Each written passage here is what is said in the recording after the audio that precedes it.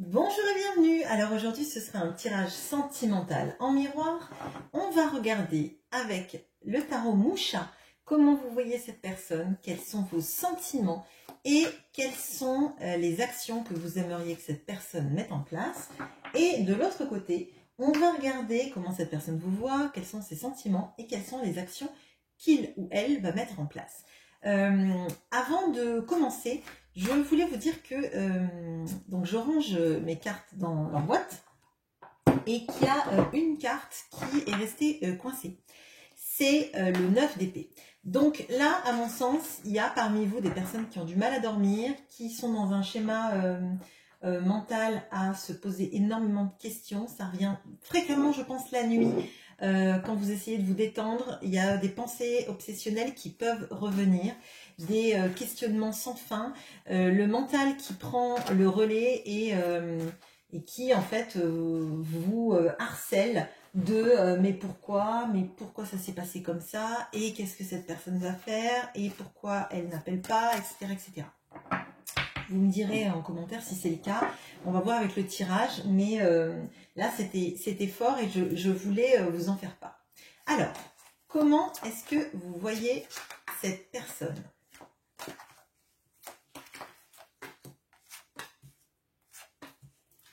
Quels sont vos sentiments?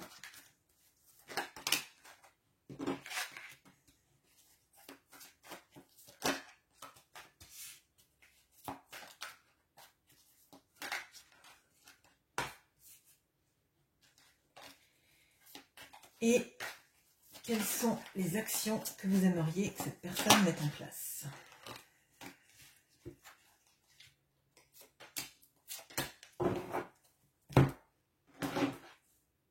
Du côté de votre autre. Alors, il est possible que je l'appelle il parce que c'est plus simple pour moi.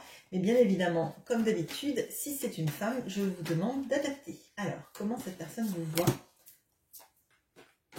Quels sont ses sentiments? On a quelqu'un de plus secret en face. Hein. Vous, au niveau des sentiments, là, il y a... Mes cartes sont n'importe comment, bon, c'est pas grave. Et quelles sont les actions qu'il a envie de mettre en place?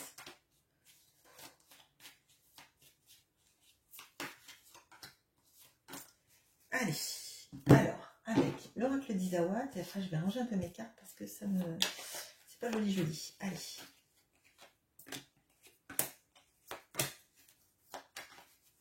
Sentiments. Et les actions. Ok.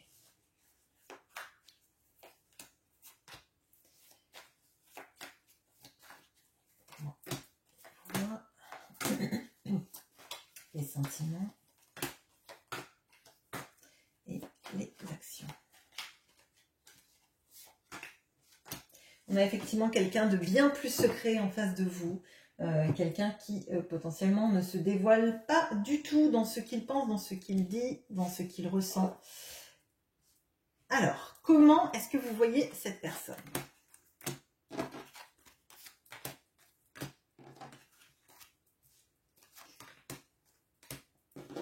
Alors, on a le roi de bâton et l'abeille. On a la tour et les racines. On a le valet de denier et la surprise. Bon, alors vous voyez déjà cette personne comme quelqu'un d'extrêmement charismatique, quelqu'un avec qui potentiellement, charnellement parlant, il y a énormément d'attraction physique, l'attraction vraiment d'avoir envie de vous d'être en contact en fait, hein, de vous toucher et d'être l'un vers l'autre. Il y a quelque chose de ce charisme que cet autre a qui fait que je dirais pas que vous êtes subjugué, parce que je ne pense pas que ce soit être subjugué par cette personne, mais vous trouvez que cette personne elle a une prestance et elle a l'aura de quelqu'un qui n'est pas commun. C'est pas une personne entre guillemets lambda. Elle n'est pas aisément substituable. Quand elle rentre dans une pièce, on la remarque, quoi. C'est quelqu'un aussi qui doit bosser énormément, qui doit travailler, pardon, énormément, qui doit prendre tout ce qui est carrière professionnelle très au sérieux. Il y a vraiment cette notion de se concentrer et de privilégier le domaine pro. Hein, vraiment, vous voyez cette personne comme ça. Il y a un sentiment très fort d'avoir l'impression que cette personne, elle s'est ancrée dans sa vie d'une manière qui n'est pas équilibrée. Là, vous voyez, on a la tour et on a les racines. Et en fait, les moments de tour apparaissent toujours quand on détruit. La tour est détruite parce que ses fondations ne sont pas solides. Et à mon sens, c'est un prolongement. On a les racines sur la tour et pour moi, vous considérez que cette personne, elle a ancré sa vie, alors peut-être tout un système de valeurs, peut-être tout un système de priorisation dans sa vie, une famille aussi potentiellement, sur des bases pas solides en fait. Peut-être avec des personnes qui la drainent, peut-être que son système de valeurs est biaisé, peut-être même extrêmement basé sur le professionnel, en laissant de côté tout ce qui était affectif. Et à votre sens, c'est quelque chose qui va finir par, alors j'irais le détruire, c'est un peu mélodramatique ce que je vais dire, mais moi j'ai l'impression que vous voyez cette personne comme aller à sa propre perte. Ça ne veut pas dire qu'il va lui arriver des bricoles ou quoi que ce soit, hein, mais c'est plutôt à la propre perte de ce qu'elle est, de son âme, de sa manière de concevoir les choses, en se basant en fait que sur des bases biaisées en fait. Elle a construit la tour de sa vie, peut-être une tour d'ivoire dans laquelle elle s'enferme, qui n'est pas sur des bases saines et donc qui à un moment donné va être amenée à être détruite. La tour, c'est ça. Hein, moi, c'est quelque chose que je ressens qui est très fort. Alors là, il y a dans ma tête, il y a tout ce qui est système de valeurs, tout ce qui est système, l'entourage, la famille. On se crée dans un monde peut-être d'apparence, peut-être basé sur le travail, la réussite professionnelle, l'argent, la matérialité, sans en fait nourrir son âme, son cœur, toutes les relations humaines qui font qu'en fait, on peut être entouré de personnes qui nous aiment pour qui on est vraiment et pas pour des personnes qui sont intéressées par ce qu'on leur apporte. On a cette notion du valet de denier et de la surprise. Et alors, pour moi, là, il y a quelqu'un qui, effectivement, privilégie alors, j'allais dire, c'est quelqu'un qui croit qu'en fait, l'amour, c'est faire des petits cadeaux et pas en fait des mots d'amour ou de l'attention ou des moments ensemble en fait. Et pour moi, j'ai vraiment cette impression que vous avez l'impression que cette personne, elle ne sait pas comment alimenter l'amour en fait. Elle croit que c'est en faisant des petits cadeaux alors que pour vous, ce serait plus vous appeler régulièrement quand elle sait que vous n'allez pas bien, ou venir vous voir, ou vous proposer un pique-nique et pas forcément un restaurant en fait. Juste parce qu'en fait, être à deux, ça vous suffit pour passer des moments de qualité avec cette personne. Et il y a quelque chose d'assez immature dans le fait de... alors j'allais dire de vous acheter, mais c'est pas vraiment ça parce que j'ai pas l'impression non plus que ce soit des gros cadeaux que cette personne vous fasse. Mais c'est comme si elle imaginait qu'elle vous attire avec des leurres financiers ou des petites bribes de matérialité. Enfin, c'est assez compliqué à expliquer.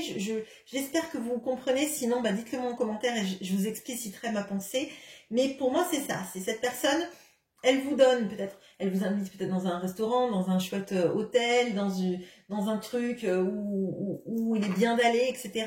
Alors qu'en fait, vous aimeriez juste peut-être un bouquet de fleurs des champs ou un moment vraiment passé ensemble à discuter, se voir, ou qu'elle vous appelle quand elle sait que vous n'êtes pas bien. Et pour vous, c'est ça en fait l'amour.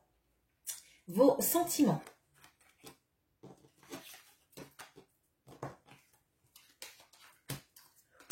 Ok. Alors, on a le 8 d'épée et la boîte, le 3 de bâton et les hyènes, le 4 d'épée et la maladie. Alors, bon. Là, à mon sens, il y a... alors, c'est pas hyper joyeux.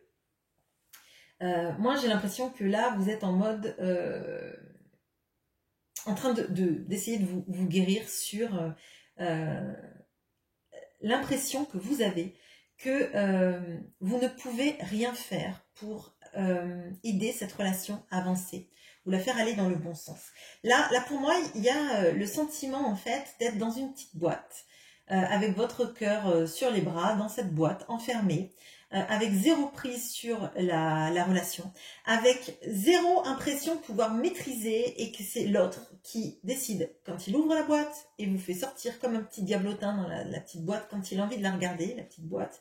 Et en fait, comme si vous étiez sur une étagère et que quand ça va pas, l'autre ouvre la boîte, vous regarde, vous parle, et puis après ça va mieux, la boîte est fermée, rangée sur l'étagère, et c'est comme si vous n'aviez pas de poids sur tout ça.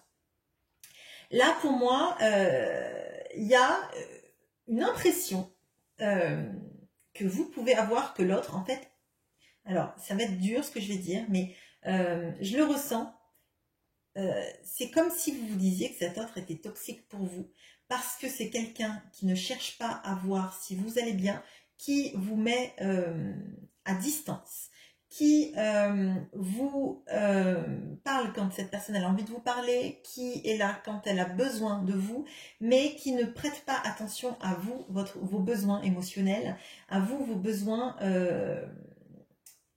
et d'envie de vous projeter et de savoir où va la relation. Et à mon sens, là, il y a... là, votre cœur, il est en mode vraiment pause. Et vraiment, moi, je ressens ça. L'autre est toxique. Alors, je ne dis pas que votre autre est toxique. On va voir si c'est le cas dans les cartes. Hein. Mais moi, j'ai l'impression que là, vous êtes même vraiment en questionnement de ce que l'autre est capable de vous donner. Et si finalement, c'est pas vous qui êtes un petit peu... alors, ça va être dur ce que je vais dire. Comme si vous étiez le bouffon du roi, en fait. Vous êtes là pour lui faire plaisir, lui dériver l'esprit, le dérider, peut-être l'aider même émotionnellement à sortir des choses, etc. Et puis quand ça va mieux, ben vous êtes oublié dans votre boîte. Et là, à mon sens, vous êtes en train d'essayer de guérir votre cœur, de le réparer, de vous dire que vous n'allez pas vous rendre malade pour quelqu'un qui ne vous apporte finalement rien, peut-être un cadeau de temps en temps, mais c'est pas ce que vous recherchez. Vous recherchez pas clairement des cadeaux et du matériel. Là, vous recherchez quelqu'un qui prenne attention à qui vous êtes, ce que vous êtes. Et là, c'est des énergies assez fortes. Je répète, je ne dis pas que votre personne est toxique. J'ai l'impression, là, dans ce que je ressens, et c'est assez fort, qu'il y a parmi vous énormément de personnes qui se disent que il faut à tout prix qu'elle tourne le dos à cette personne parce que elle est en train d'avoir un comportement toxique. Les actions que vous aimeriez que cette personne mette en place. Bon. Okay. Je vous ai dit, hein, elle est restée dans la boîte et elle est ressortie. Hein. Alors, on a le roi de coupe et l'aurore, le 9 d'épée et l'ouverture, le monde et la leçon. Bon, alors là, vous aimeriez que cette personne déjà, elle vous montre quels sont ses sentiments à votre égard, pas forcément avec des mots d'amour, mais avec des actions, et vous sentir en fait considéré. Là, pour moi, vous avez envie que cette personne, elle change d'attitude, mais radicalement et vraiment, et qu'elle vous montre que vous comptez dans sa vie et que vous n'êtes pas juste le petit diablotin dans la boîte là. Vous savez le truc quand on ouvre et qui sort. Là. Vous n'êtes pas là pour l'amuser, vous n'êtes pas là pour le détendre et après vous, personne ne prend soin de vous. Là, vous avez envie vraiment que l'autre vous montre que vous comptez, même si c'est pas par des grandes déclarations, etc. Mais juste que y ait ce sorte de cocon où en fait on se dit qu'on n'est pas abandonné par l'autre, qu'on compte, qu'on existe à ses yeux. Avec le 9 d'épée et l'ouverture, moi vraiment ce que je ressens c'est que là je vous ai dit, ça vous triturez la tête vis-à-vis de ça, parce que vous ne savez pas, vous ne comprenez pas pourquoi vous êtes autant attiré et autant peut-être obnubilé par quelqu'un qui donne si peu. Il y a quelque chose du cerveau qui se met en mode bug et qui dit mais je ne comprends pas pourquoi je pense sans arrêt à quelqu'un qui donne si peu, à quelqu'un qui finalement va peut-être me payer un petit resto et avoir l'impression que c'est une manière de montrer son attachement, alors qu'en fait, moi, j'ai juste besoin que cette personne, elle m'appelle régulièrement, qu'elle fasse pas des silences radio, qu'elle soit pas en mode je rentre dans ma coquille dès que quelque chose ne va pas, etc. Il y a cette envie aussi que l'autre prenne conscience du fait que à deux, vous pourriez débloquer énormément de situations. Dans votre vie, dans la sienne, à deux, vous avez un monde, un boulevard qui s'ouvrirait devant vous si cette personne comprenait à quel point, en fait, vous pourriez faire de grandes choses ensemble, évoluer ensemble. Et là, il y a beaucoup cette impression qu'en fait, vous voudriez que l'autre ouvre son esprit et comprenne enfin à quel point votre lien est fort, en fait. On va aller regarder maintenant du point de vue de votre autre. Alors, comment est-ce qu'il vous voit? Ah, tiens.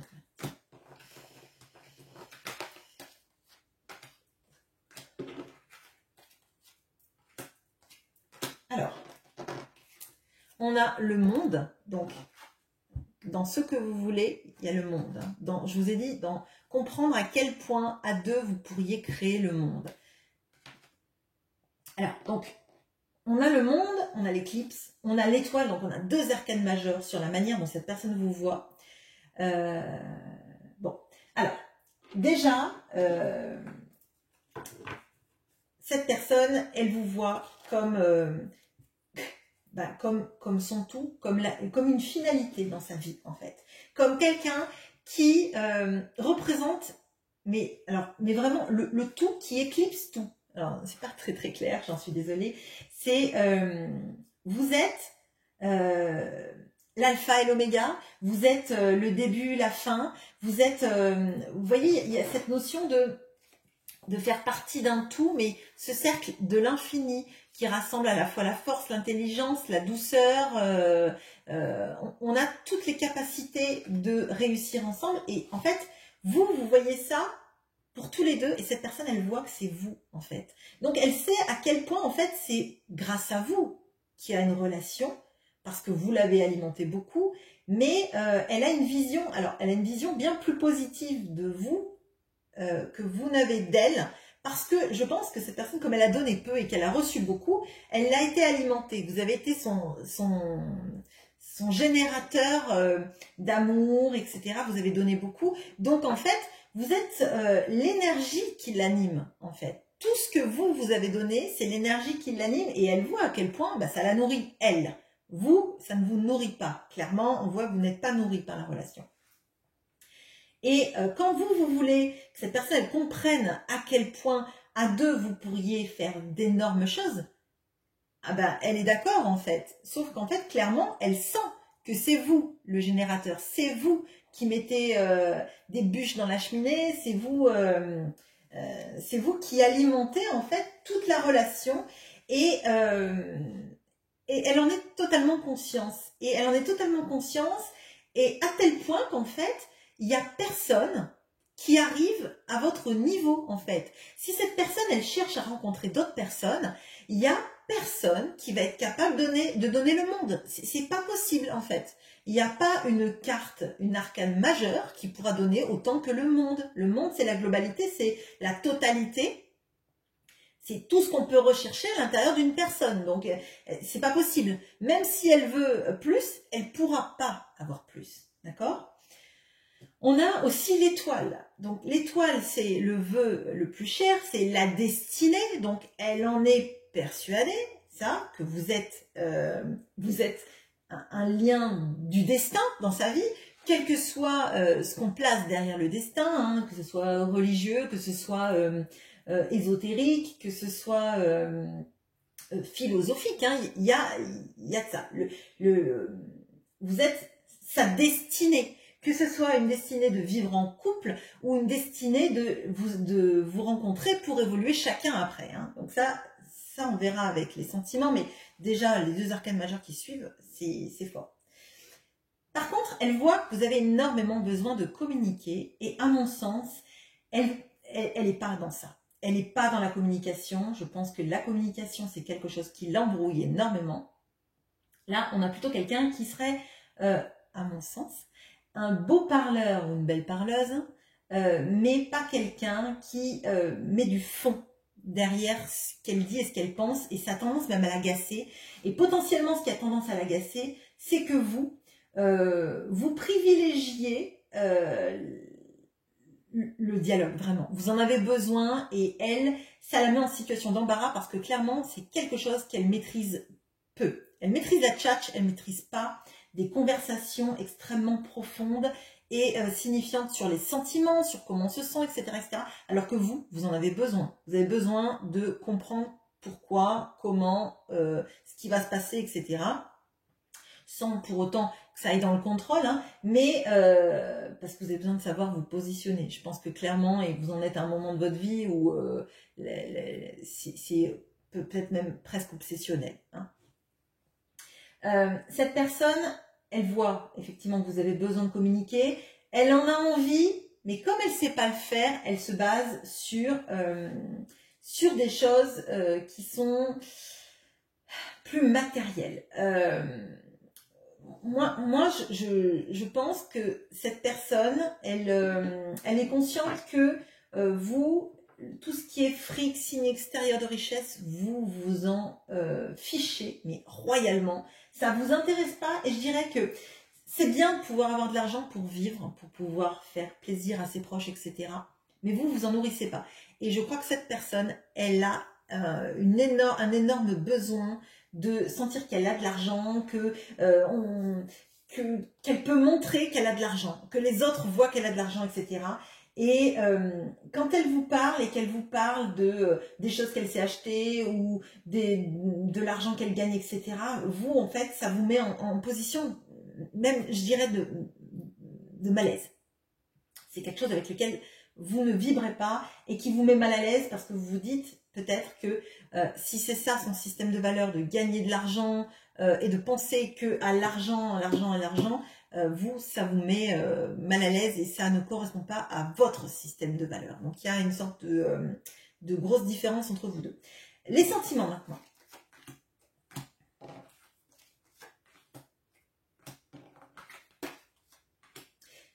Bon, je ne veux pas dire, mais cette personne, elle a énormément d'arcanes majeures par rapport à vous, qui n'en avez que 2. Hein. Là, on en est déjà à 4. Alors, elle a l'as de bâton et l'emprise. Elle a les amoureux et la confusion. Elle a le jugement et la responsabilité. Bon. Alors, bon, cette personne, elle est clairement torturée. Toutes les cartes qu'elle a, qui pourraient être extrêmement positives, sont atténuées par l'oracle d'Isawat dans un schéma d'emprise, de culpabilité, de brouillard interne. Alors, déjà, cette personne, vous éprouviez beaucoup de désir pour cette personne, il y avait cette attraction charnelle. Pour elle, c'est pareil, elle a un désir de folie vis-à-vis de vous, mais en fait, à tel point que ça la fait, même peut-être, ça lui fait peur, en fait. Ça lui fait peur parce qu'en fait, elle a l'impression qu'elle est manipulée par le désir qu'elle a pour vous. Ça parlera peut-être pas à tout le monde, mais il y a quelque chose de très fort là-dessus, de se dire qu'en fait, le désir que vous avez est tellement intense que c'est comme si elle était manipulée par son propre désir à votre rencontre. Et qu'elle n'y voit pas clair, du coup, sur tous les choix qu'elle doit faire dans sa vie. On a les amoureux, donc potentiellement, on peut avoir des triangulaires, le choix de faire un choix de vie à faire dans sa vie, pardon. Et elle est totalement confuse parce que, à mon sens, là, il y a un choix à faire entre qu'est-ce qu'on ressent vraiment, qu'est-ce qu'on éprouve, est-ce que c'est du désir, est-ce que c'est de l'amour. Il y a de l'amour, c'est sûr, puisqu'il y a les amoureux. Hein. Clairement, là, c'est pas que le choix, c'est le choix potentiellement, hein, les amoureux, mais là, c'est dans la case des sentiments. Donc pour moi, elle sait qu'elle va devoir faire un choix dans sa vie, dans sa manière de concevoir l'amour, la relation amoureuse, Si c'est pas une triangulaire, c'est fort probable que ce en soit une, hein. Mais si c'est pas le cas, c'est tout son schéma de valeurs qui passe après l'amour normalement. Et là, elle sait plus en fait. Elle sait plus. Et elle se dit, est-ce que c'est vraiment de l'amour? Est-ce que c'est pas juste un désir physique extrêmement intense et qu'elle n'a jamais connu jusqu'à présent? Est-ce que c'est pas juste parce que vous donnez énormément à la relation, que vous lui faites un bien fou, qu'elle est attirée par vous, etc. Il y a de ça. Elle n'arrive pas, en fait, comme si elle essayait de rationaliser, à atténuer tout ce qu'elle ressent parce qu'elle n'arrive pas à le décrire. C'est vraiment ce que je ressens. On a le jugement et la responsabilité. Alors pour moi, elle a la révélation du fait que des sentiments, pour vous, elle en a, mais il y a quelque chose qu'elle n'arrive pas. Elle n'arrive pas à se départir de ce sentiment du choix qu'elle devrait faire et qu'elle ne fait pas, qu'elle n'arrive pas à faire, qui l'enferme, qui fait qu'elle risque de tout perdre à la finalité. Là, pour moi, c'est vrai que ça coïncide plus avec des triangulaires, mais ça pourrait coïncider aussi à une vie qu'on va faire loin l'un de l'autre, ou dans laquelle vous n'auriez pas votre place, parce que tout simplement, elle ne vous fait pas la place, hein. Et pourtant, comme elle ressent tout ça, elle se sent coupable. Elle se sent coupable vis-à-vis de vous, de la place qu'elle vous montre que vous avez dans sa vie, et de tout ce qu'elle a construit, qu'elle n'arrive pas à quitter. Là, c'est un positionnement qui est compliqué, et je comprends pourquoi vous vous dites que potentiellement elle est toxique, parce qu'elle est toxique dans son absence de choix, et dans son yo-yo émotionnel. Et peut-être que vous ressentez à quel point en fait elle est perdue. Mais elle est perdue totalement. Elle a besoin de vous, elle a besoin de vous avoir dans sa vie, mais elle ne vous donne rien, elle ne vous montre rien, elle ne vous fait pas de place. Pourtant, elle sait à quel point vous avez une place qui est la place, hein. Elle a eu cet éveil de conscience, mais elle est dans son mode mea culpa, mea maxima culpa, et c'est terrible parce qu'en fait elle est paumée et elle ne cherche pas de solution, elle est embrumée, vraiment elle est embrumée dans sa vie, et j'ai l'impression qu'elle tourne en rond dans un labyrinthe, quoi. Ce qu'elle voudrait faire. Oh. Alors, on a le 10 d'épée et la déception. On a le diable et le choix. Je vais éclairer parce que là, c'est bon. On a le 2 de bâton et le temple. Bon. Bon, alors, cette personne, comme je vous ai dit, elle est complètement paumée. Elle sait qu'elle doit faire un choix dans sa vie. Alors, choix amoureux ou choix de vie, où on va vivre, comment on va gérer sa vie. Et elle est sous emprise totale. Elle a l'impression de ne pas maîtriser sa vie, ses choix. Potentiellement, elle n'en fait pas des choix. Elle se laisse en fait, elle laisse le temps passer en se disant peut-être qu'elle trouvera la solution. Elle ne la trouve pas. Elle est à bout nerveusement. Elle sent que vous vous éloignez, qu'elle vous voit à travers la fenêtre en train de lui dire au revoir, et qu'elle ne bouge pas, qu'elle reste derrière sa fenêtre, alors qu'il lui suffirait d'ouvrir la porte et de courir à votre rencontre pour arranger les choses. Donc là, pour moi, elle est dans un sacrifice par non-choix.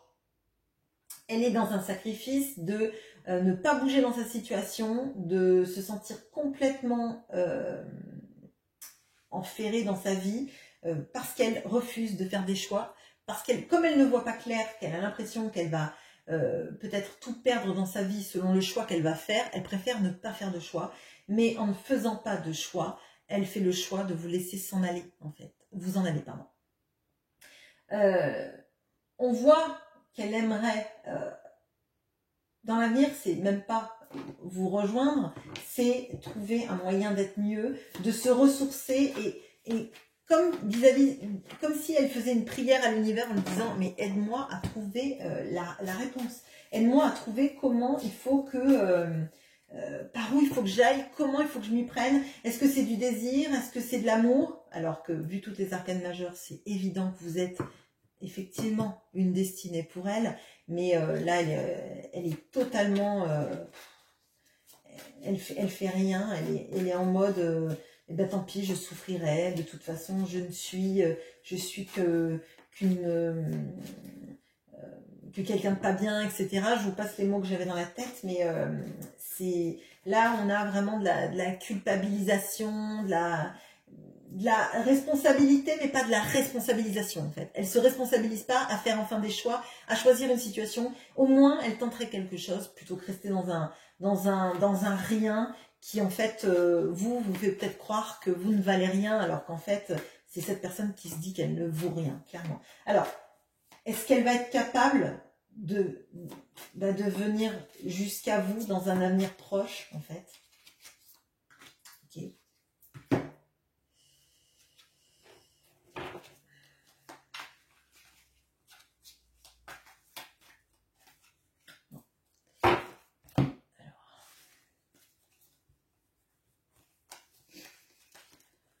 Bon, on a la flamme, on a la lune, on a le 6 de coupe. Bon, il y a vraiment quelque chose entre vous qui est extrêmement fort. Il y a du désir, il y a de la passion, mais il y a surtout le 6 de coupe. Pour moi, c'est un lien, hein, c'est un lien destiné ou l'amour qui dure depuis très longtemps. Mais elle a besoin d'y voir clair sur ça. Elle a besoin en fait de voir à travers ses propres ombres, les ombres qui existent dans la situation. Elle aimerait en fait qu'il n'y ait aucune zone d'ombre pour pouvoir avoir l'impression qu'elle choisit en conscience. Or on voit là qu'elle a toutes les cartes en main, c'est juste qu'elle refuse de les voir, qu'elle est effrayée et que les peurs prennent plus de place que tout ce qui est une évidence pour elle. On a encore cet arcane majeur, mais c'est la lune. Donc la lune, c'est tout ce qui est illusion. Et moi, ce que je ressens, c'est qu'elle a envie de voir à travers ces illusions et d'être certaine que vous êtes vraiment... Alors, ça peut être une carte des âmes sœurs, mais j'ai pas envie de donner de nom sur le lien parce que déjà, c'est un tirage général et puis en plus, finalement, un nom, c'est qu'un nom. Hein. C'est bien moins fort le nom d'une relation que ce qu'on éprouve, en fait. Et à mon sens, là, elle a envie de savoir pourquoi elle pense que vous êtes sa destinée, pourquoi ce lien est si fort, ce lien est cette chose au fond d'elle qu'elle enterre sous toutes ses craintes, mais qui finit toujours par émerger, par l'obséder aussi. Elle est obsédée par vous, mais de manière différente, parce que vous, en fait, il y a cette notion de ne plus y croire, et pour elle, en fait...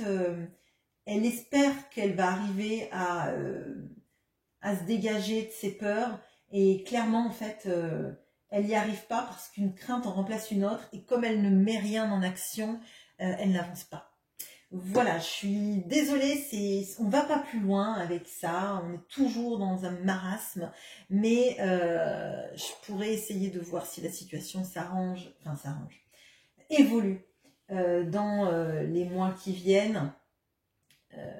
Potentiellement on peut faire ça, à moins qu'il y ait d'autres tirages sur la chaîne qui vous donnent les réponses que vous attendez. N'hésitez pas à aller sur les playlists pour voir si vous avez une réponse à prendre. Je vous laisse là, je vous souhaite une très bonne journée et à bientôt.